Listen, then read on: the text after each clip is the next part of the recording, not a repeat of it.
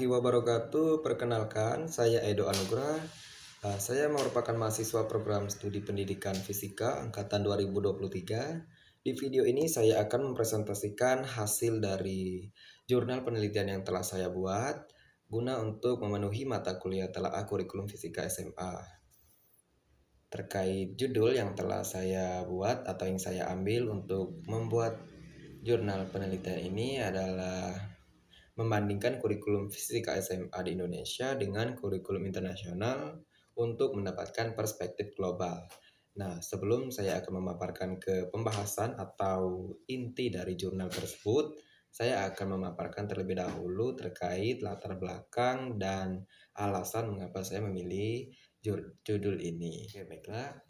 Terkait alasan mengapa saya memilih judul ini, yaitu saya ingin memperoleh data terkait perbandingan kurikulum fisika SMA di Indonesia dengan kurikulum internasional. Nah, nantinya penelitian ini akan mengevaluasi struktur, isi, dan pendekatan pembelajaran pada kedua kurikulum tersebut. Hasil dari penelitian ini menunjukkan bahwa kedua kurikulum fisika SMA di Indonesia lebih memiliki keunggulan dalam hal penekanan pada nilai-nilai kebangsaan dan budaya lokal.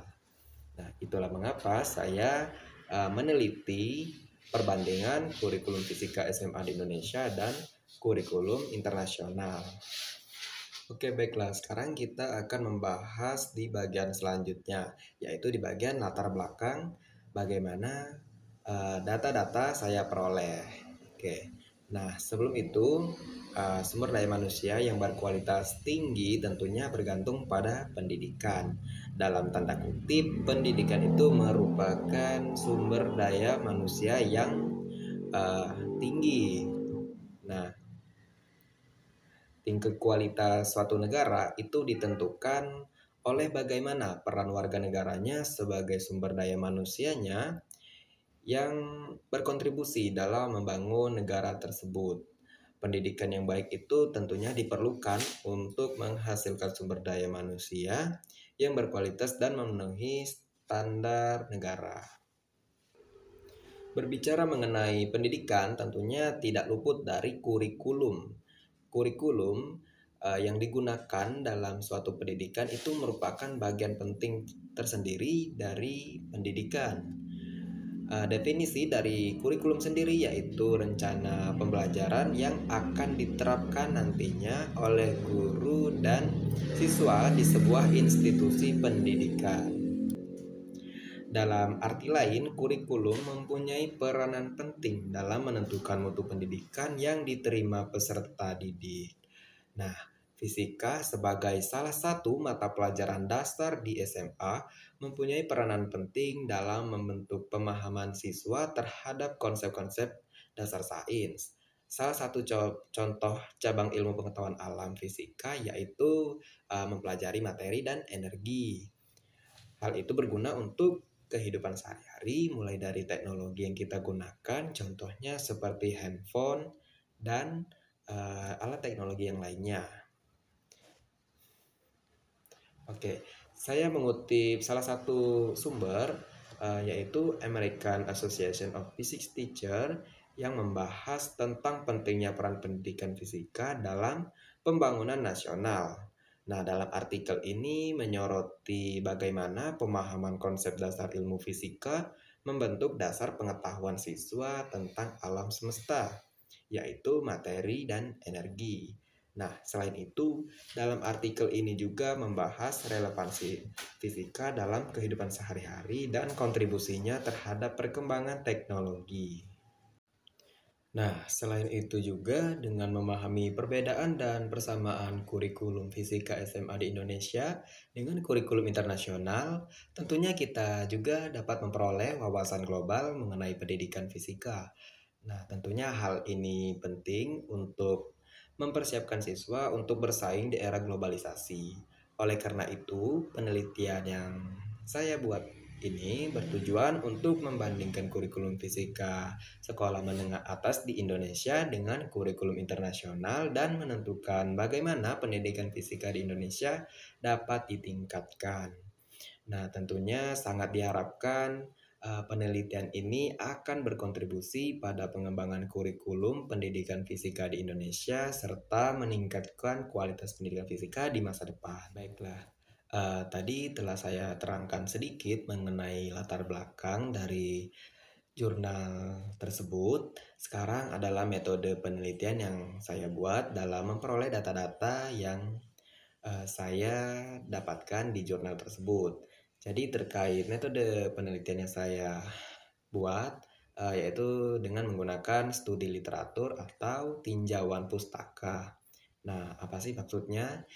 Jadi, metode yang saya gunakan yaitu metode penelitian yang melibatkan pengumpulan, analisis, dan sintesis data dari berbagai literatur yang berkaitan dengan topik eh, yang berkaitan dengan judul penelitian. Nah, dalam artian penelitian ini diawali dengan pengumpulan data sekunder dari berbagai sumber yang terkait. Antara lain bisa saya cari dari buku, artikel jurnal, laporan penelitian, tesis maupun disertasi, serta dokumen resmi terkait kurikulum fisika SMA di Indonesia dan kurikulum internasional. Baiklah, setelah saya terangkan terkait metode penelitian yang digunakan, sekarang kita akan ke bagian pembahasan atau inti dari jurnal yang saya buat tersebut. Nah, berdasarkan studi literatur yang telah saya lakukan, kurikulum fisika SMA di Indonesia dan kurikulum internasional ternyata mempunyai beberapa perbedaan yang signifikan. Kurikulum nasional termasuk Indonesia biasanya didasarkan pada nilai-nilai, budaya, dan kebutuhan pendidikan suatu negara tertentu yang mencerminkan identitas nasional dan tujuan pendidikan yang ditetapkan oleh pemerintah Indonesia. Nah, di sisi lain, ternyata kurikulum internasional lebih menekankan nilai-nilai universal, persiapan siswa memasuki kehidupan global, dan pembelajaran lintas budaya. Jadi, seperti itu terkait perbedaan yang signifikan terkait kurikulum fisika SMA di Indonesia dan kurikulum internasional. Dalam salah satu artikel, saya mengutip dari Surya DR dan Husna Haji yang menunjukkan bahwa struktur kurikulum dan metode pengajarannya juga berbeda. Kurikulum internasional lebih menekankan pemikiran kritis, pemecahan masalah, kolaborasi, dan keterampilan teknis. Nah, sedangkan kurikulum fisika yang di Indonesia lebih menekankan penguasaan materi pelajaran akademik melalui ujian dan tes. Nah, terakhir standar global digunakan dalam kurikulum internasional yang berfokus pada pengembangan keterampilan lintas budaya dan pemahaman budaya sehingga siswa itu dapat memperoleh kualifikasi yang diakui secara internasional. Baiklah, berdasarkan studi literatur yang saya kemukakan, untuk meningkatkan kualitas kurikulum fisika SMA di Indonesia agar mampu bersaing dengan kurikulum internasional, dapat kita usulkan beberapa strategi berdasarkan hasil studi literatur. Yang pertama yaitu melakukan penyempurnaan terhadap kurikulum pendidikan di Indonesia supaya lebih relevan dengan kebutuhan pasar. Ah, dan hal ini juga melibatkan pemutakhiran isi kurum untuk mencakup topik-topik terkini yang berkaitan dengan kemajuan teknologi dan ilmu pengetahuan. Yang kedua, memperbaiki infrastruktur pendidikan di Indonesia seperti perbaikan fasilitas pembelajaran, alat pembelajaran, dan ruang kelas. Yang ketiga, yaitu bisa dengan melakukan perbaikan pada sistem evaluasi belajar mengajar. Nah, hal ini dapat mencakup pelatihan bagi guru agar mereka dapat menerapkan metode pengajaran yang lebih efektif dan inovatif.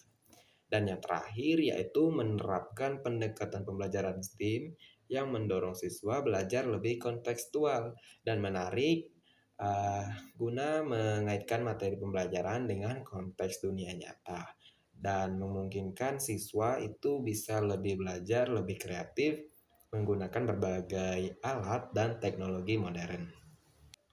Nah, selain itu di beberapa jurnal, yaitu salah satu jurnal yang saya kutip, Johnson dan Wongso. Nah, dalam jurnal ini mereka mewawancarai sejumlah pakar pendidikan fisika di Indonesia untuk mendapatkan pandangnya mengenai strategi peningkatan kualitas kurikulum fisika SMA di Indonesia agar mampu bersaing dengan kurikulum internasional. Nah, para peneliti menganalisis pandangan dan rekomendasi para ahli tersebut untuk mengidentifikasi strategi yang paling efektif dalam meningkatkan kualitas pendidikan fisika di Indonesia.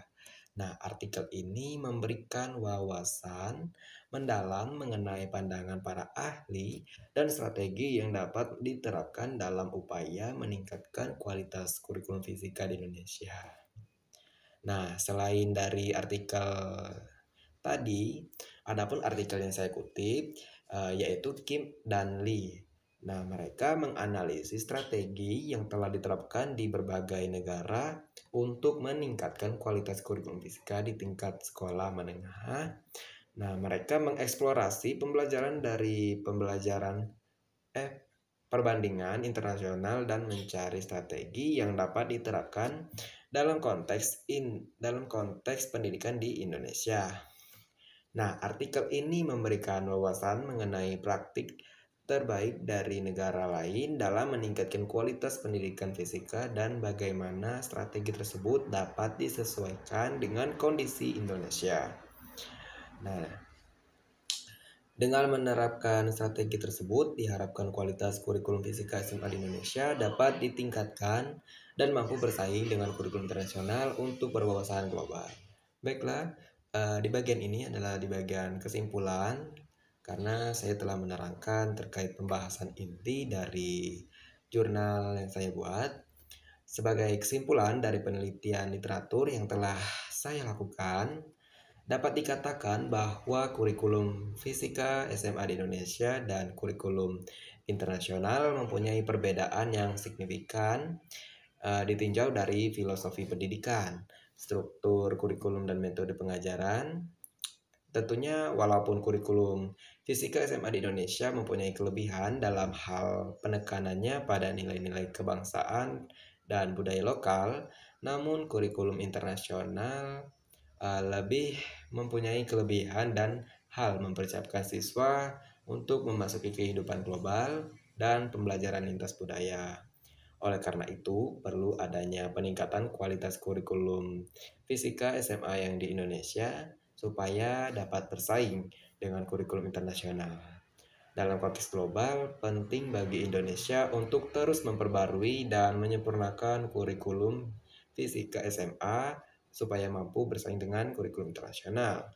Meskipun terdapat tantangan yang harus dihadapi, seperti perbedaan dalam filosofi pendidikan, struktur kurikulum, dan metode pengajaran, terdapat juga peluang untuk belajar dan mengadaptasi praktik terbaik dari kurikulum internasional. Baiklah, karena telah saya bacakan kesimpulan dari jurnal saya, maka berakhirlah sudah presentasi yang saya presentasikan untuk jurnal yang saya buat. Demikian yang dapat saya sampaikan. Saya ucapkan terima kasih, dan saya juga ingin meminta maaf apabila terdapat kekeliruan dalam penyampaian materi. Saya minta maaf kepada Tuhan, saya mohon ampun. Saya akhiri, wassalamualaikum warahmatullahi wabarakatuh. Audio Jungle.